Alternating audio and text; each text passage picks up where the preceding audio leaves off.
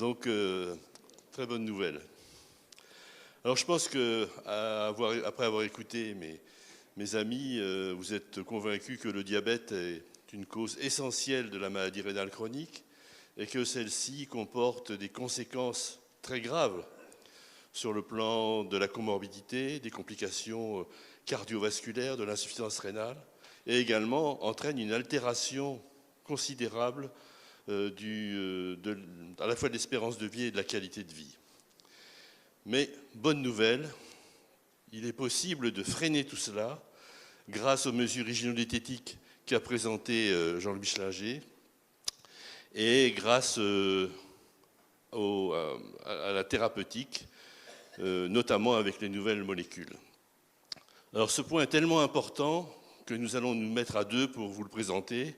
Et Madame Lise Bordier présentera la partie un petit peu moderne, puisqu'elle est beaucoup plus jeune que moi, sur l'apport des nouvelles classes médicamenteuses qui est tout à fait considérable. Alors voici mes liens d'intérêt et les siens également.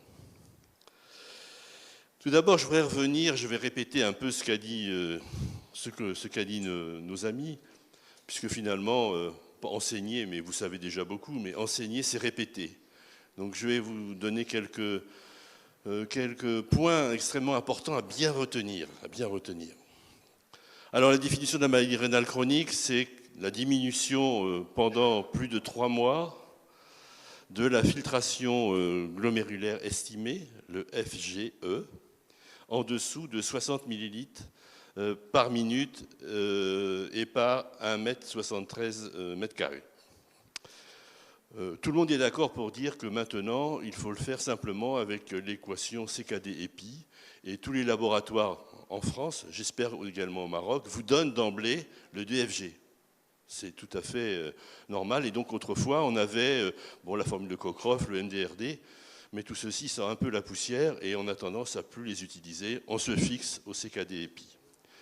Et donc c'est diminution du DFG et ou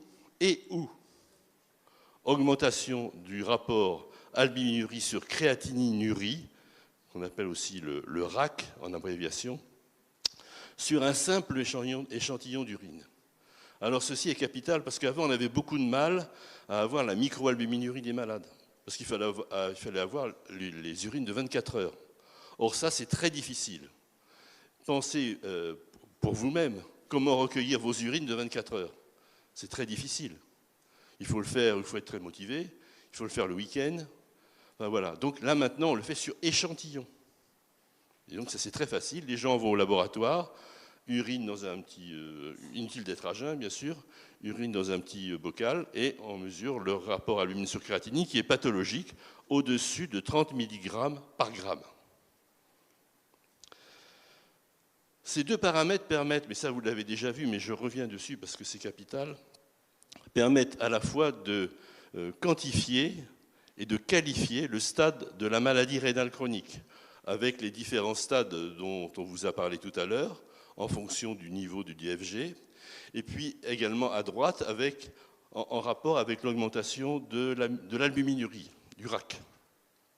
Et on voit que selon les cases, eh bien, le risque va être faible quand il est vert. Vous voyez, chez des gens qui n'ont pas de microalbuminurie et un stade 1 de maladie rénale chronique, modéré, élevé ou très élevé, rouge, à la fois pour la mortalité toute cause, mais aussi pour la mortalité cardiovasculaire, l'insuffisance rénale aiguë et l'insuffisance rénale terminale.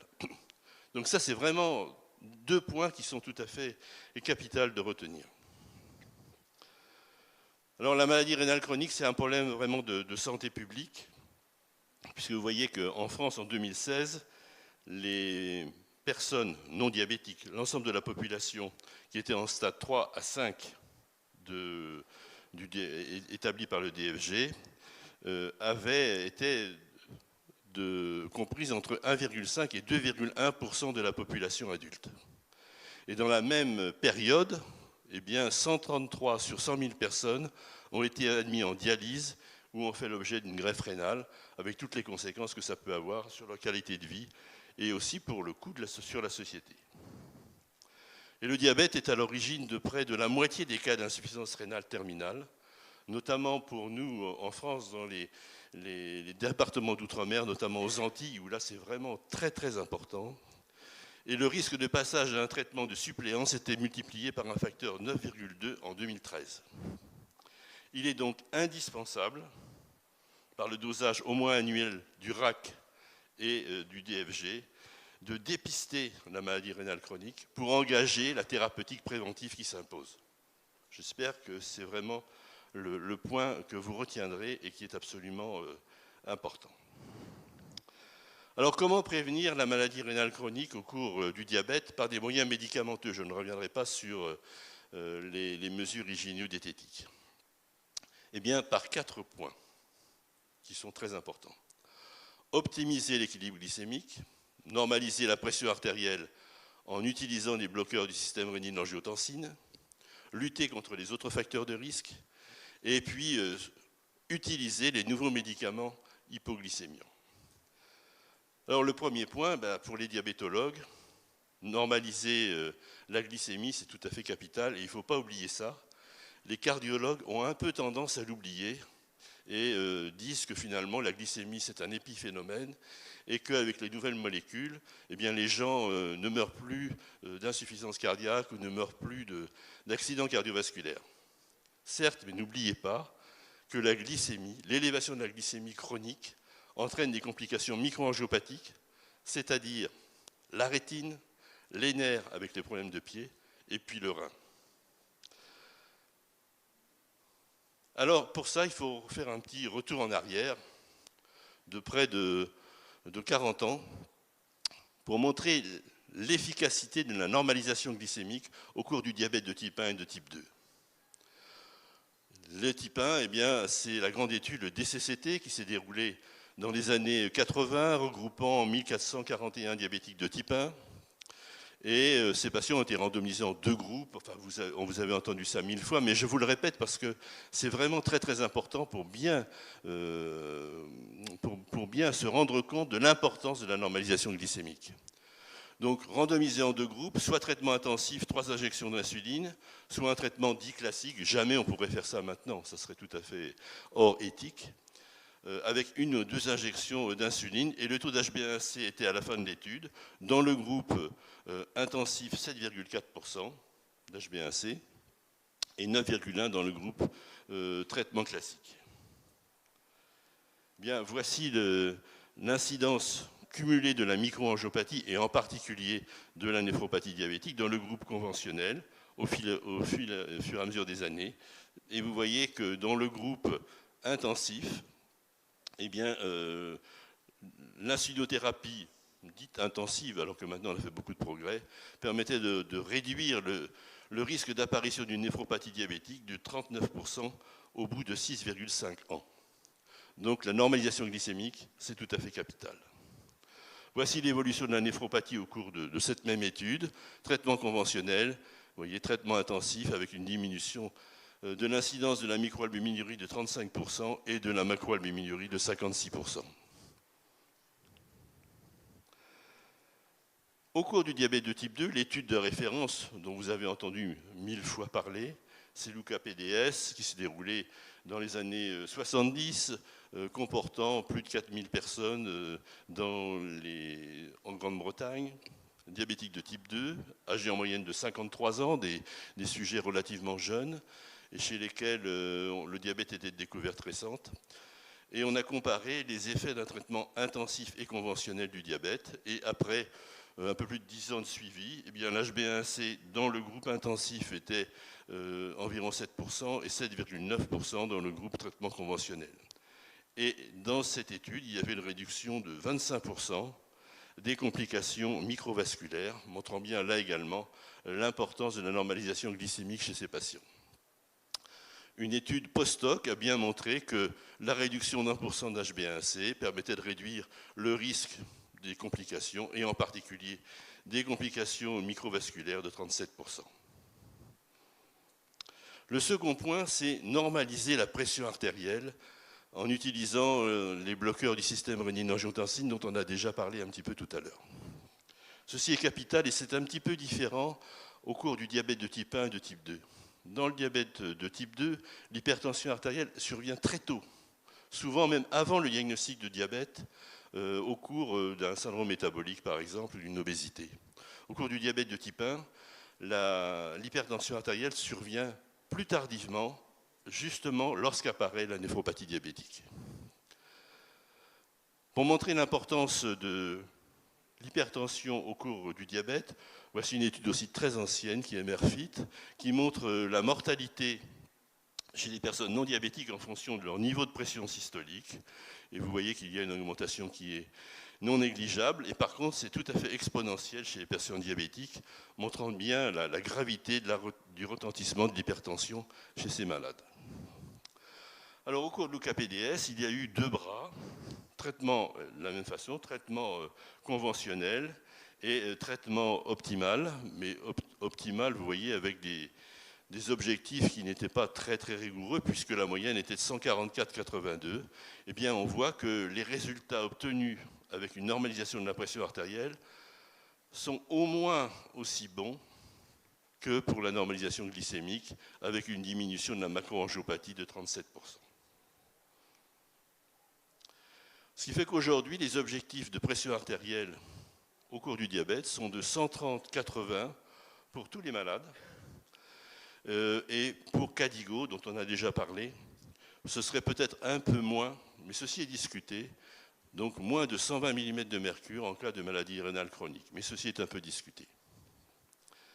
Alors, utiliser les médicaments bloquant le système rénine-angiotensine. Voici encore une étude très ancienne, qui est l'étude Lewis, et qui a utilisé pour la première fois le premier IEC qui était disponible, qui était le captopril. Et on voit ici que, quel que soit le niveau de créatinine initial, eh bien, il y a une grande différence entre la prise de placebo ou de captopril pour le pourcentage de décès ou d'insuffisance rénale terminale. Les IEC et les ARA2 sont des médicaments absolument indispensables pour normaliser la pression artérielle des patients diabétiques de type 2, comme de type 1 d'ailleurs. Donc, au cours de l'UKPDS, eh bien, on a bien montré l'efficacité du captopril par rapport à un bêta-bloquant qui était l'athénolol, à la fois sur le plan cardiovasculaire, mais aussi sur le plan rénal. Et dans l'étude Advance, de la même façon, une autre grande étude qui a été menée, le perindopril a permis de réduire de 21% les événements novos, les événements rénaux, et de 30% de la progression de la microalbuminurie. Pour ce qui est des ARA2, alors au début on a dit IEC, diabétique de type 1, mais c'est en fait parce que les premières études ont été menées avec le type 1 et les IEC.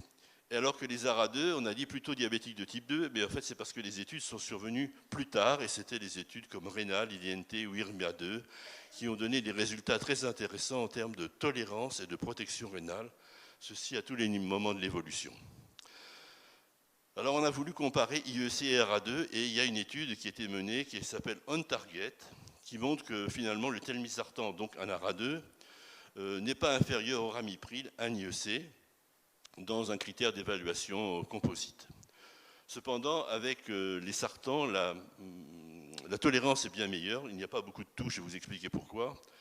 Et en revanche, l'association IEC-ARA2 entraînait plus d'événements défavorables, notamment d'hyperkaliémie, si bien que cette association n'est pas recommandée. Les nouvelles classes médicamenteuses dont on parlera, analogue du récepteur du GLP1 et inhibiteur des GLT2, entraînent une petite diminution de la pression artérielle, mais n'ont pas d'efficacité spécifique sur la néphropathie diabétique, notamment pour le GLP1 qui agit surtout au niveau de la progression de la macroprotéinurie. Par contre, les ISGLT2 sont particulièrement efficaces et font partie maintenant des médicaments qui sont de première intention en cas d'insuffisance rénale. Pour ce qui est des autres classes médicamenteuses, inhibiteurs calciques et diurétiques, eh bien, ils permettent de normaliser la pression artérielle, mais n'ont pas d'effet propre sur la protection de la néphropathie. Alors, un petit peu de physiologie pour vous rappeler vos études antérieures, pour vous montrer le système rénine-angiotensine.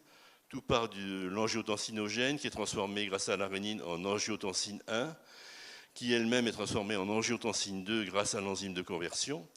Et l'enzyme de conversion entraîne également la dégradation de la bradykinin. Les IEC agissent à ce niveau-là, si bien que vous comprenez que si l'on bloque la dégradation de la bradykinin, elle va s'accumuler notamment dans les capillaires bronchiques et donc entraîner des phénomènes de toux qui sont quelquefois assez gênants. L'angiotensine 2 entraîne la sécrétion d'aldostérone qui peut être inhibée par la phinérénone, dont on vous parlera tout à l'heure. Quant aux ARA2, ils agissent vraiment en périphérie de ce système, si bien qu'ils n'entraînent pas de phénomènes de toux qui peuvent être très, très gênants.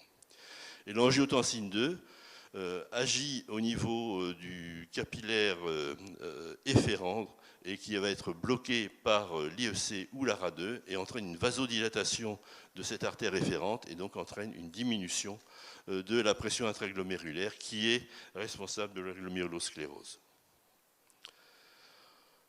Troisième point, c'est la lutte contre les autres facteurs de risque. Et là, je vais passer assez vite. Vérifier naturellement l'absence d'obstacles sur les voies urinaires, notamment chez l'homme avec les phénomènes prostatiques. Lutter contre les infections urinaires pour éviter les néphropathies interstitielles. Prescrire des statines pour diminuer le risque cardiovasculaire, éviter le tabac qui retentit défavorablement sur la pression sur la néphropathie diabétique, éviter les produits iodés et puis surtout les médicaments néphrotoxiques comme les ANI-NS ou les aminosides. Alors tout cela permet, quand on utilise une thérapeutique multifactorielle, de diminuer beaucoup les complications, en particulier rénales. Et c'est ce que montre l'étude Steno 2, qui est une petite étude scandinave, qui a comparé un traitement dit conventionnel à un traitement intensif, utilisant les IEC, avec des objectifs glycémiques et de pression artérielle bien ciblés. Eh bien, on voit qu'il y a une diminution très importante de plus de 50% de l'incidence de la néphropathie diabétique, mais également des autres complications. Dernier point très important, c'est l'apport des nouveaux médicaments, des nouvelles classes thérapeutiques que Madame Bordier va vous exposer.